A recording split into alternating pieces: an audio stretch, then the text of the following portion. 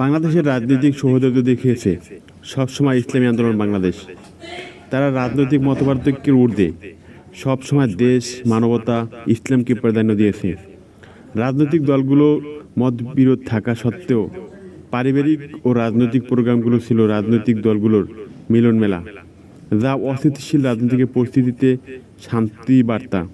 কিন্তু একটি দল হঠাৎ তাদের রাজনৈতিক হীনস্বার্থ চরিতার্থ করার চেষ্টা চালিয়ে যাচ্ছে, ছবি নিয়ে রাজনীতির সূচনা করছে, যা ইতিবাচক রাজনীতিকে বাধাগ্রস্ত করবে।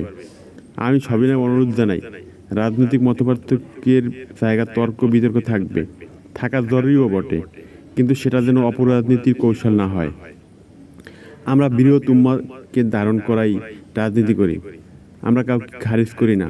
সুতরাং মুসলিম হিসেবে আমাদের রাজনৈতিক মতপার্থক্যের জায়গায় থাকলেও আমরা ইসলাম, দেশ, মানবতার স্বার্থে সবাইকে ধারণ করতে চাই। আমাদের চিরস্থায়ী কোনো শত্রু নাই, একমাত্র ইসলাম ও দেশের প্রতিষ্ঠিত শত্রু ছাড়া।